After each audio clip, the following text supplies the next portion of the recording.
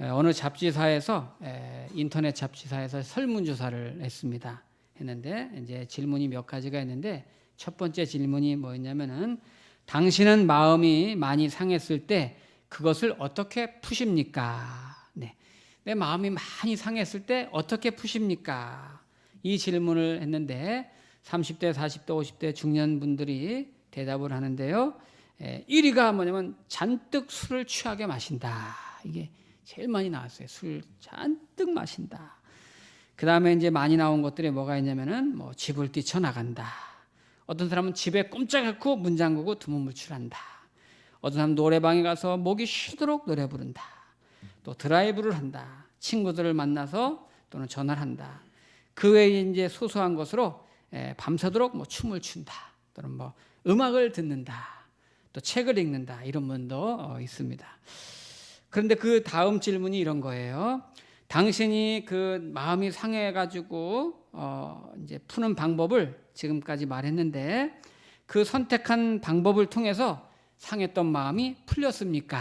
이렇게 다음 질문이 나왔는데 거의 대부분이 그래도 풀어지지 않았다. 이렇게 대답을 했어요. 뭐 그런다고 풀리는 건 아니겠죠. 근데 그 다음 질문은 그럼 당신이 선택한 방법 중에서 지금까지 살아오면서 여러 가지 방법들이 있는데 그 상한 마음을 푸는 방법 중에 가장 좋은 방법은 뭐라고 생각합니까? 가장 좋은 방법 뭐라고 생각합니까? 그랬더니 제 1위가 뭐였냐면 거의 대다수가 나를 받아주고 이해해주고 내 속에 있는 걸 다 털어놓고 얘기했을 때 들어주고 받아줄 수 있는 친구를 만나서 얘기하고 털어놓을 때 그때 가장 상한 마음이 풀린다는 거예요.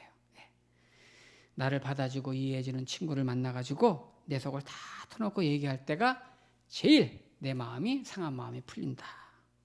근데 그 다음 질문은 그런 거죠. 그러면 내가 속을 다 털어놓고 얘기할 때 가장 좋은 방법이 있는데 왜 이제 술 마시고 집 나가고 소리 지르고 그런 방법을 해결하고 하는가? 이제 그런 설명을 하면서 그렇다면 당신에게는 그 속을 털어놓고 얘기할 그럴 친구가, 그럴 지인이 당신에게는 있습니까? 하고 물어봤어요.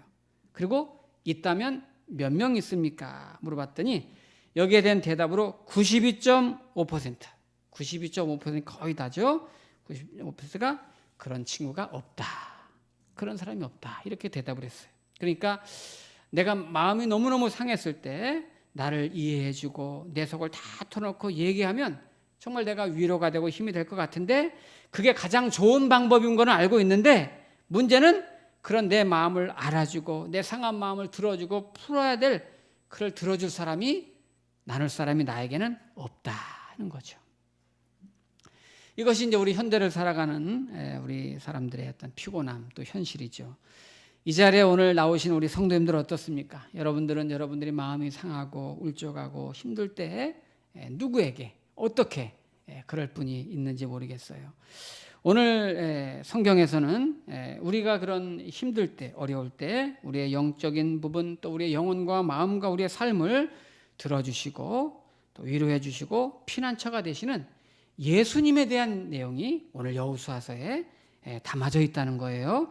구약인데 이 예수님의 그림이 오늘 본문에 나오고 있어요.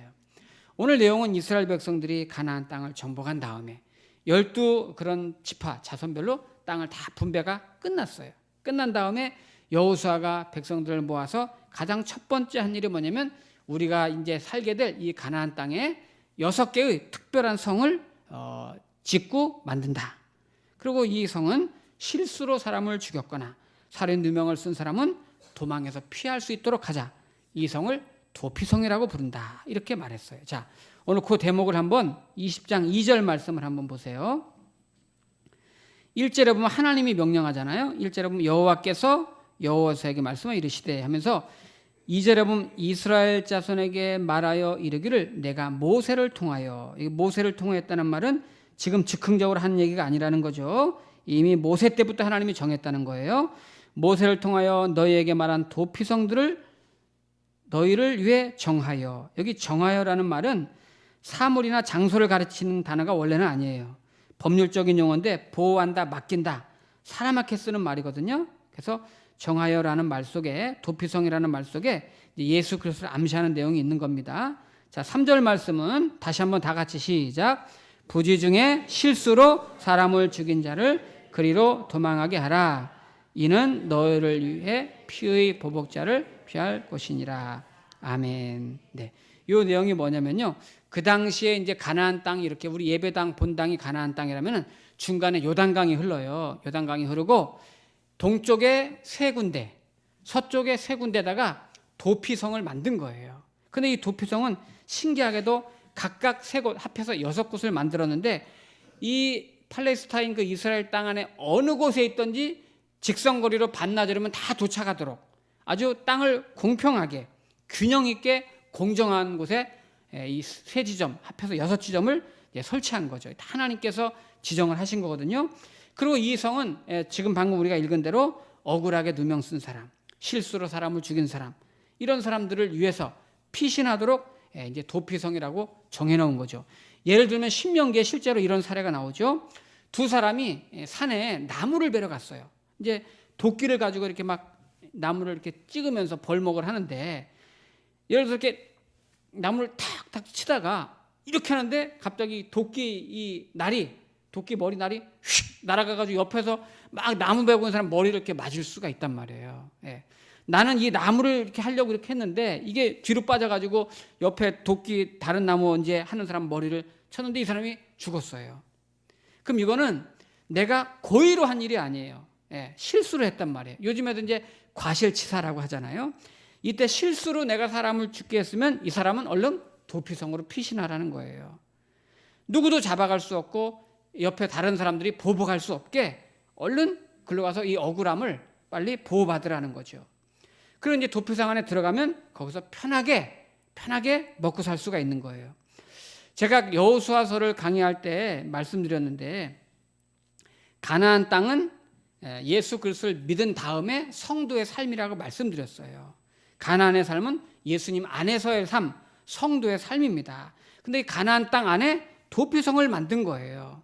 이게 아주 굉장히 의미가 있는 거죠. 저와 여러분 예수를 믿고 은혜 안에 살고 있지만 우리는 완성된 존재가 아닙니다. 실수도 하고 잘못도 하고 죄도 짓고 사고도 치고 그러면서 그런 반복된 삶을 살면서 천국에 들어갈 때까지는 우리에게는 도피성이 항상 필요한 거거든요. 그럼 이 도피성이 아까 그 실수로 사람을 다치게 해서 들어간 사람은 언제 나올 수 있느냐? 거기 6절 말씀을 보세요. 언제 나오나? 6절에 보니까 그 살인자는 회중 앞에 서서 재판을 받기까지 또는 그 당시 대제사장이 죽기까지 그 성읍에 거주하다가 그 후에, 그러니까 대제사장이 죽은 다음에 그 살인자는 그 성읍 곧 자기가 도망하여 나온 자기의 성읍 자기 집으로 돌아갈지니라 하시니라. 네. 도피성에 들어간 사람은 계속 거기 살아야 돼. 20년이든 30년이든 40년이든. 언제까지 살아요? 대제사장이 돌아가실 때까지. 네. 그러니까 이 살인자의 생명과 대제사장의 생명이 같은 거예요. 그래가지고 대제사장이 죽으면 이 죽은 사람은 그 죄를 면제받는 거예요. 신약 성경에서 예수님을 대제사장으로 항상 비유하시죠. 우리의 죄를 대신 담당하시고 십자가에 돌아가신 대제사장으로 항상 예수님을 말하고 있습니다. 그러므로 예수님의 죽으심은 곧 우리의 죄사함과 용서를 의미하고 우리의 자유함을 의미한단 말이에요. 그래서 제사장이 죽을 때까지 거기 살아가는 거고, 죽으면 죄를 다 용서받고 이제 나오는 거죠. 우리가 이제 이 대목에서 우리의 죄에 대해서 생각해 볼 수가 있는데, 죄라고 하는 거는 환경이 안 좋으면 더 죄를 짓겠지만 환경이 좋다고 해서 죄를 안 짓는 거는 아니에요. 더 중요한 이유는, 우리가 죄를 짓는 가장 중요한 이유는 우리 인간의 내면에는 아담 이후로부터 죄성이 있어요. 그래서 우리 사람은 늘 이 죄에 언제든지 노출이 되어 있단 말이죠. 예를 들어서 이 자리에 우리가 뭐 한 100명 지금 예배를 드린다 가정하면, 저와 여러분이 함께 우리가 하나님 앞에서 이 시간에 우리의 모든 속을 다 공개적으로 투명하게 다 드러내고 밝혀도 나는 떳떳하다 하면서 계속 앉아 계실 분이 몇 분이 있을까요? 5명? 2명? 1명도 없을 거예요. 우리는 하나님 앞에 그 누구도 죄인이 아닌 사람은 없습니다. 창세기에 보면은 이런 이야기가 나오죠. 소돔과 고모라가 너무 죄악이 심한 거예요. 그래서 하나님께서 불과 유황으로 내가 저기를 심판하리라 마음을 먹었는데, 그거를 아브라함이 알고서 하나님 앞에 중보하며 기도합니다. 아브라함이 이렇게 기도하죠. 하나님 아버지, 이 소돔과 고모라에 의인 50명이 있으면 그래도 멸하시겠습니까? 그러니까 이 죄가 많은 이 동네지만은 의인 50명이 있으면 같이 죽으면 의인 50명이 억울하다는 거죠. 그러니까 의인 50명이 있으면 멸하지 않으시겠습니까? 그때 하나님이 그래, 의인 50명 있으면 멸하지 않겠다. 그런데 의인 50명이 없다 그래요. 그 아브라함이 계속 기도하죠. 하나님, 의인 45명 있으면 그래도 멸하시겠습니까? 그래, 45명 있으면 내가 멸하지 않지. 근데 45명도 없다. 하나님 아버지, 그러면 40명 있으면 어떻게 하시겠습니까? 40명도 없다. 하나님 죄송합니다. 의인 30명이 만약에 소돔과 고모라에 살면 멸하시겠습니까? 그런데 30명도 없다. 아브라함이 얼마나 죄송했겠어요. 진짜 죄송한데요. 20명 있으면 어떻게 하시겠습니까? 20명도 없다. 아브라함이 하나님 마지막으로 의인 10명이 있으면 그래도 멸하시겠습니까? 그때 하나님이 의인 10명도 없다 그래요. 하나님이 의인 10명도 없다 이 말은 한 명도 없다, 그 얘기를 그렇게 하시는 거예요. 의인은 한 명도 없는 거예요. 그래서 저와 여러분은 하나님 나라 갈 때까지 하나님이 특별한 은총으로 저와 여러분을 택하셔서 죄 사해 주시고 우리의 수치와 더러움을 다 가려주고 덮어주셨기 때문에 그나마 우리가 이렇게 나와서 예배드릴 수 있는 거예요. 우리는 하나님의 은혜 없이는 살 수 없고, 그래서 오늘날 우리 주님이 우리의 도피성이 되주시는 거예요. 우리가 예수를 믿고 계속 예수를 의지해야 되는 이유가 뭡니까? 우리는 믿을수록 우리를 알잖아요. 우리는 위험한 사람들이에요. 겉으로 보기에는 우리가 얌전하고 착하고 정상적인 것 같고 남을 해칠 사람처럼 보이지 않지만 우리의 마음속에는 여전히 살인할 수 있고 속일 수 있고 간음할 수 있고 도둑질할 수 있고 이런 것이 행동으로 안 옮긴 것뿐이지, 우리의 그런 모든 죄 때문에 예수님이 십자가 지신 거 아닙니까? 그래서 그 도피성이 되신 예수님 때문에, 그 예수님의 은혜로 우리 모든 죄를 다 사함받고 그나마 새 사람이 되어서 주님이 붙잡아 주시는 그 은혜 때문에 우리가 오늘 하루하루 살고 있는 거예요. 하나님의 사랑이 아니면 도저히 우리는 이렇게 살아갈 수가 없는 거죠. 예를 들어서 우리 사람이 어떤 존재입니까? 이제 제가 누구랑 싸웠다고 생각해 보세요. 예. 제가 우리 집사님이랑 나랑 싸웠다고 생각해 봐요. 그럼 이제 집사님이 이제 저보다 힘이 세니까 막 싸우다가 저를 한 대 쳤어. 그래서 이제 이 왼쪽 눈이 제가 막 이 눈퉁이가 밤퉁이가 돼가지고 떠 있는 거예요. 그럼 제가 집사님 나를 쳤어요? 하면서 이제 저도 그러면 집사님을 칩니다.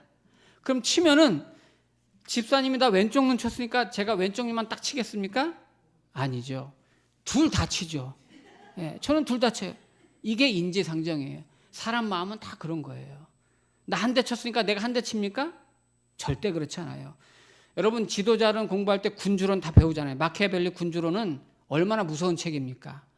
그 책은 잘못 나온 것 같아요. 근데 그 책을 다 봐요. 그 책의 그 내용이 뭐예요? 백성들을 다스릴 때 은혜와 관대함으로는 하지 말라는 거예요. 은혜와 관대함, 관용은 조금씩 하라. 천천히 베풀어라. 그러나 복수는 잔인하게 하고 가혹하게 하고 무섭게 백성을 다스리고 집행하라. 이게 여러분 군주론의 핵심이에요.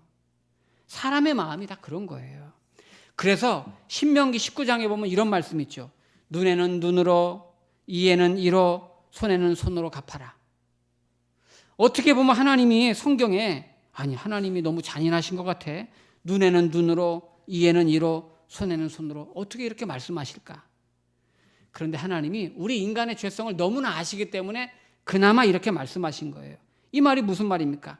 네가 한쪽을 다쳤으면 너도 상대방 한쪽만 치라는 얘기예요. 그 이상은 하지 말라는 얘기예요. 그 말씀입니다. 지금 가나안 땅에 이런 일이 일어나고 있는 거예요. 누군가 살인을 해서, 자, 상상을 해보세요. 누군가 살인을 해놓고 도망을 갔어요. 그러면 이제 살인을 당한 그 가족이 뭐 어쨌든 실수로 당했을지라도 내가 속상하니까 이 사람 잡으려고 쫓아갑니다. 그러면 도망가는 사람은 나쁜 놈이고 그 사람을 잡으려고 쫓아가는 놈은 좋은 놈일까요? 성경은 그렇게 말하지 않아요. 예를 들어서 이렇게 사과나무가 두 그루가 있습니다. 여기에 사과나무 한 그루, 여기에 사과나무 이렇게 딱 두 그루가 있어요. 그런데 둘 다 사과나무인데 여기 사과나무는 사과가 이렇게 주렁주렁 열렸어요. 근데 여기 사과나무는 사과가 아직 하나도 안 열렸어요. 그러면 여기는 사과나무가 주렁주렁 열렸으니까 이건 사과나무라고 부르고, 이건 사과가 안 열렸으니까 감나무라고 부릅니까? 배나무라고 불러야 되나요? 아니죠. 열매가 안 열렸어도 사과나무는 사과나무라고 하는 거예요. 죄를 지은 사람은 그 행위가 드러나고 나타났기 때문에 열매를 맺은 사과예요. 아직 열매는 안 맺었지만 그렇다고 의인이 아닙니다. 열매가 없는 죄인일 뿐이에요. 아직 없을 뿐이에요. 왜요? 우리는 아직 열매가 없는 죄인인 거, 이런 사과나무 같은 거죠. 왜냐하면 하나님의 은혜로 주님이 우리의 죄를 다 사해 주시고 가려주시고 보호해 주시고 우리가 더 이상 죄를 잘 들질도록 절제하게 하시고 붙들어 주시고 덮어주신 은혜 가운데 날마다 우리가 살고 있기 때문에 그런 거예요. 그러니까 하나님의 사랑이 너무너무 큰 거죠. 하나님의 은혜가 필요한 거죠. 하나님이 아니면 저와 여러분들도 어떻게 튈지 모르는 사람들이에요. 그래서 이 도피성의 영적 의미는 예수님이고 우리가 평생 살아가는 동안에 그 주님의 은혜가 필요한 겁니다. 오늘 성경에 보면 도피성을 설치한 6곳의 지명이 나오는데 이 지명의 이름의 뜻을 보면은 예수님의 속성이 담아져 있어요. 한번 확인해 볼까요? 7절, 8절에 보면은 도피성이 거기 이제 도피성을 세우게 된 지명 이름이 나옵니다. 하나씩 보면은 7절에 보니까 이에 그들이 납달리의 산지 갈릴리 게데스와, 첫 번째는 게데스에다 세워라 그랬어요. 게데스라는 뜻은 뭐냐면 성소, 구별된 곳, 이런 뜻이에요. 그러니까 예수님이 우리 죄를 사해 주셔서 오신 그 성소시고 우리를 구별하신 분이잖아요. 그래서 성소, 구별된 곳. 그 다음에 또 어디예요? 에브라임 산지의 세겜이란 뜻은 무슨 뜻입니까? 어깨에 짐을 지다, 이런 뜻이에요. 수고하고 무거운 짐진 자 다 내게로 오라 하시면서 잃어버린 어린 양을 어깨에 메고 오시는 선한 목자 이야기가 누가복음에 나오잖아요. 어깨에 짐을 지다, 그게 세겜이에요. 그 다음에 또 7절 끝에 보니까 유다 산지의 기럇 아르바 곧 헤브론은 무슨 뜻입니까? 연합하다, 친교하다. 하나님과 우리 인간이 단절돼 버렸는데, 죄 때문에 끊어졌는데 주님이 오셔서 연합하게 하시고 친교하게 하시고 회복하게 하시고 하나 되게 다시 하셨잖아요. 이어주셨잖아요.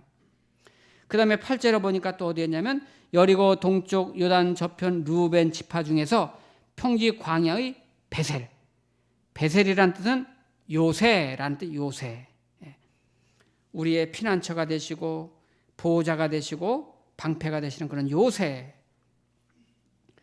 또 어디에 있습니까? 갓지파 중에서 길르앗 라못. 이 길르앗 라못은 언덕, 높은 고지, 이런 뜻이에요. 히브리 사람들은 높은 고지, 언덕은 안전하다, 이런 개념을 항상 가지고 있거든요. 예수님이 항상 우리를 안전하게 하시고 우리를 높이 자녀로 세워주시는 그런 분. 마지막으로 어디에 있나요? 8절 끝에 바산 골란. 골란이란 동네에, 골란이란 뜻은 곤란하다, 이런 뜻이 아니고요. 기쁨, 위로, 이런 뜻을 갖고 있어요. 기쁨, 위로. 자, 이 6 동네의 지명을 보니까 예수님의 속성이 다 녹아져 있고, 그리고 구원받은 성도들에게 주시는 그런 축복된 의미가 다 담아져 있잖아요. 우리는 이렇게 예수님의 은혜 안에, 도피성 안에 들어와 있는 사람들입니다. 예수님의 은혜가 아니면 살아갈 수 없는 그런 저와 여러분들이죠. 그런데 원래 예수님은 어떤 분이세요? 원래는 하늘 보좌에 계신 하나님이세요. 하나님. 예수님은 원래 하나님과 동등된 분이고 하나님이시란 말이에요. 그런데 그분이 우리를 구원하기 위해서 사람의 모습으로 사람의 옷을 입고, 인간의 옷, 죄인의 옷을 입고 우리에게 오신 거예요. 그러니까 오늘 찬양이 정말 하늘을 두루마리 삼고 바다를 먹물 삼아도 다 키로 갈 수 없죠. 우리가 간단하게 제가 말씀을 드리는 거지만 하나님이신 분이 어떻게 피조물인 사람의 몸을 입고 죄인의 옷을 입으시고 이 땅에 오셔서 나를 대신해서 십자가에서 못 박혀 돌아가셔서 내 죄를 사해 주시는, 정말 그 예수님이 우리의 피난처가 되시고 도피성이 되어주신 분이에요. 이런 놀라운 은혜를 저와 여러분 입었단 말이에요.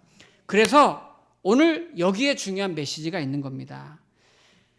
하나님이신 그 예수님이 우리를 구원하기 위하여, 내 죄를 사해 주기 위하여 나에게 피난처가 되어 주시기 위해서 엄청난 그 은혜와 긍휼을 우리에게 베풀어 주시고, 우리는 그 주님 안에서 그 사랑으로 우리가 은혜를 입고 살게 됐단 말이에요. 그러면 그 은혜와 사랑과 긍휼을 받았다면 이제는 내 속에도 그런 도피성이 있어야 된다는 거예요. 즉 예수님께서는 하나님이시고 하나님의 아들로서 그 영광스러운 보좌를 버리시고 나를 위해서 이 땅에 오셔서 도피성이 되어시고 피난처가 되어주신 것처럼, 내가 정말 은혜 받은 사람이라면 나도 이제 내 안에 도피성을 만들어서, 피난처를 만들어서 내 주변에 힘겹게 어렵게 가난하게 희망 없이 주님을 모르고 살아가는 많은 사람들의 그런 눈물과 고난을 내가 그들을 품어줄 수 있고 안아줄 수 있는 도피성이, 피난처가, 그런 삶을 우리가 살아야 된다는 거예요. 우리 성도님들이 믿음이 깊어가고 깊어갈수록, 신앙의 연조가 오래되면 오래될수록, 내가 직분을 받으면 받을수록 먼저 믿고 먼저 신앙이 깊다는 게 뭐예요? 그거는 그만큼 도피성이 되라는 건데, 오히려 막 연약한 사람들 힘들게 하고 괴롭히게 하고 그러면 안 되는 거예요. 우리가 가끔 이제 신문이나 방송 같은 거 보면은 우리 생각으로는 어떻게 저런 일이 있나, 범죄 큰 사건 같은 거 이제 뉴스나 신문에 보도될 때 보세요. 야, 어떻게 사람이 저럴 수가 있냐? 인간이 어떻게 저런 흉측한 짓을 범할 수가 있지? 저 사람 저렇게 안 봤는데 어떻게 인간의 탈수로 저럴 수 있지? 우리가 그런 사건을 보면서 그 사람 보면서 분노하고 비난하고 정죄합니다. 그런데요, 고린도전서 10장 12절에 이런 말씀 여러분 아실 거예요. 선줄로 생각하는 자는 넘어질까 조심하라. 선줄로 생각하는 자는 넘어질까 조심하라. 이 말씀의 진의가 뭘까요? 우리가 사회에서, 우리 주변에서 어떤 사람이 범죄를 저질렀어요. 문제를 일으켰어요. 그런데 내가 그걸 보고 들었어요. 그럼 우리는 어떻게 저럴 수가 있어? 분노하고 정죄하고 비난합니다. 그러나 그렇게 하지 말라는 거예요. 나도 저렇게 넘어질 수 있구나. 나도 저런 환경에 있고 저런 상황 속에 있으면 나도 그럴 수 있는 존재인데, 그렇게 인정하라는 거예요. 선줄로 생각하는 자는 넘어질까 조심하라는 말씀은 항상 너 자신도 그렇게 범죄할 가능성 있는 존재임을 잊지 말라는 거예요. 함부로 다른 사람 허물과 문제와 사건과 범죄를 보면서 비판하고 정죄하지 말고, 나도 저 자리에 있었으면, 나도 저 상황에 있었으면 나도 저럴 수 있는 존재구나. 나도 연약한 인간인데 이거를 깨달으라는 거예요. 저와 여러분들도요, 주님의 은혜가 아니면, 하나님의 은혜가 아니면 언제든지 넘어질 수 있다는 것을 여러분, 우리는 두렵고 떨림으로 인정해야 되는 거예요. 이것이 십자가의 은혜를 제대로 만난 성도의 태도고 자세입니다. 우리는 십자가의 은혜가 아니면 언제 어떻게 넘어질지 몰라요. 살아갈 힘이 없고 구원의 방법도 없어요. 이런 모습이 우리 교회 안에서, 여러분 교회 밖에서도 일어납니다. 우리가 어떤 사람의 잘못을 보고 어떤 사건을 바라볼 때마다 바로 정죄하고 비판하고, 그렇게 하기 전에 내가 먼저 깨달을 것이 뭡니까? 그래, 나도 저 상황이면, 나도 거기에 있었으면 저렇게 했을지도 몰라. 맞아, 저 상황에서 저 사람 저렇게 못된 짓 하는 사람인데 나도 그럴 수도 있어. 그나마 내가 예수님의 생명으로, 예수님의 은혜 받고 그렇게 살았으니까 망정이지, 그렇지 않으면 나도 저럴 수 있을 건데. 이것을 깨달으라는 거예요. 그래서 하나님의 은혜를 받았기 때문에 그나마 우리가 죄를 덜 짓고 사는 거예요. 그런데 우리는 보통 저 나쁜 놈 봐라, 저거, 또 저럴 수 있냐 저거, 하면서 바로 비난하고 정죄하고 분노합니다. 어떨 때는 교회에서도 가까운 사람끼리도 난 절대 용서 못해, 어떻게 저럴 수 있어. 여러분, 그런 말 함부로 하지 마세요. 어려움 중에 빠진 사람이 실수하고 잘못했을 때 정답 딱 들이대면서 비난하고 정죄하지 마세요. 누구든지 우리 중에 큰 소리 칠 사람 아무도 없습니다. 우리는 다 사과나무고 다 죄나무예요. 다만 아직 열매가 안 보일 뿐이지. 기독교인이면서 일본의 유명한 작가 아시죠? 미우라 아야코라는 작가 아시죠? 여러 책을 썼는데 이분에게 대표적인 유명한 소설은 빙점이죠. 빙점이라는 소설 마지막 부분에 이런 이야기가 나오잖아요. 이 여자 주인공이 자기가 나중에 버려졌던 아이라는 걸 알게 되죠. 자기 엄마가 자기를 버렸는데 다른 사람이 자기를 주워다 키운 걸 알게 돼요. 그걸 알자마자 충격에 빠져요. 자기 어머니를 용서할 수가 없는 거예요. 엄마는 나를 왜 버렸을까? 어쩜 엄마가 돼가지고 그럴 수가 있을까? 엄마에 대한 미움이 극도로 치닫습니다. 그리고 내가 버려진 아이였다는 거, 자기 신분에 대해서 자기가 주워다 키움당했다는 그런 아이라는 걸 알면서 그 스스로 저주스러움에 견딜 수가 없는 거예요. 그래서 내가 더 이상 세상을 살 의미가 없다. 죽어야지. 하고서 이제 자살하려고 집 밖을 나가서 저 낭떠러지가 있는 산으로 가요. 근데 그때 겨울이었는데 눈이 이렇게 소복히 쌓여 있는 거예요. 자기가 가는 길은 낭떠러지, 산 꼭대기 낭떠러지 길이니까 사람들이 잘 안 다니는 길인데 눈을 이렇게 밟으면서 이렇게 올라가는 거예요. 어머니에 대한 분노가 너무 큰 거죠. 죽기로 결심하고 걸어서 올라갔다가 낭떠러지 앞에 서가지고 이제 마지막으로 자기가 걸어온 길을 이렇게 한번 쳐다보는 거죠. 돌아서 보니까 자기 발자국을 보면서 깜짝 놀랐어요. 왜냐하면 나는 분명히 반듯하게 똑바로 보고 걸어왔다고 생각했는데 눈 위에 찍혀진 자기 발자국은 삐뚤빼뚤 이리저리 이렇게 제멋대로 찍혀져 있는 발자국을 본 거예요.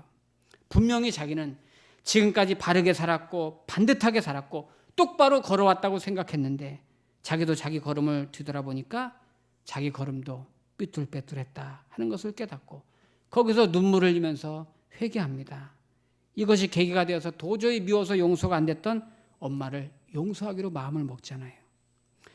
여러분, 저와 여러분들은 스스로 생각하죠. 나는 잘하고 있다고 생각하고 나는 똑바로 산다고 생각하고 나는 선하다고 생각하고 해마다 새롭게 살겠다고 다짐하지만 돌아보면은 여러분, 우리의 발걸음도 삐뚤어진 발걸음이고 나도 허물 많은 죄인이고 부족한 사람입니다. 사람은 보통 자기한테는 관대해요. 뭐 그럴 수 있지. 이 정도는 괜찮지. 그런 다른 사람에 대해서는 매서운 눈으로 쳐다보는 경향이 얼마나 많아요. 여러분, 우리는 다 부족한 사람들입니다. 다만 저와 여러분들이 조금 더 예수님 믿고 은혜를 받았다면, 하나님께 그 생명과 은혜와 축복을 받은 자라면 우리 주변의 교우들과 이웃들에 대해서 피난처가 되주시고 도피성이 되주시고 위로자가 되시길 축복합니다. 사람이 너무 깐깐하게 너무 인색하게 살지 마세요. 나는 완벽한 것처럼 율법적으로 종교적으로 거룩하게 살면서 다른 사람을 잣대에다 대고 정답 들이대면서 정죄하고 비난하면서 그렇게 살지 마세요. 예를 들어서 어느 젊은 성도님이 이제 인자하게 보이는 권사님한테 온 거예요. 권사님, 제가 요즘 너무 힘들어요. 힘들어 죽겠어요. 그래서 제가 내년에는 교회 하던 봉사도 안 하려고 그래요. 힘들어서 어떻게 해요? 그러니까 권사님이 기도해야지, 기도. 새벽 기도 나와. 그러니까 기도 안 해서 집사님이 그러는 거야 지금. 신앙 그렇게 게을러 터져가지고 어떻게 하려고 그래. 이렇게 하지 말란 말이에요, 여러분. 그럴 때는 어떻게 해야 되겠어요? 맞죠. 그 권사님 말이 틀린 건 아니지. 신앙 게으르면 안 되고 새벽 기도 나오고 부지런히 신앙생활 해야 되는 건 맞아요. 그러나 그럴 때는 그래, 집사님 많이 힘들죠. 얼마나 힘들었으면 그렇게 생각을 다 했어. 야, 다른 사람 같으면 술 마시고 막 교회도 안 나올 텐데 집사님은 그래도 열심히 인내하면서 교회 나오는 거 보니까 참 좋네. 집사님 괜찮아. 내가 기도해 줄게. 안아주고 품어주고 같이 눈물 흘려주고 기도해 줄 때 그게 도피성이고 그게 피난처 아닙니까? 너무 막 정답 주려고 그러고 말이죠. 너무 가르치려고 그러고 말이죠. 너무 막 그냥 정죄하려고 그렇게 하기보다는 그 사람의 입장에 한번 되어봐서 내가 낮아져서 그럴 수도 있지. 기다려주고 품어주고 정말 내 가슴속에 따뜻하게 품어줄 수 있는 그런 피난처 같은 사람, 도피성 같은 사람, 같이 눈물 흘려주고 같이 한숨 쉬어줄 수 있는 같은 편이 되어줄 수 있는 사람, 그런 사람이 되어주시기 바랍니다. 우리가 그렇게 은혜를 받았잖아요. 우리가 그 예수님, 우리의 쉼이 되시고 위로자가 되시고 피난처가 된 그 주님으로부터 그렇게 구원을 받았잖아요. 그러면 우리도 그렇게 살아가는 게 맞는 거예요. 오늘부터 새해에는 그렇게 다른 사람의 위로자가 되고 평안이 되고 안식처가 되고 도표성이 되어 살아가기를 여러분 축복합니다. 기도하겠습니다.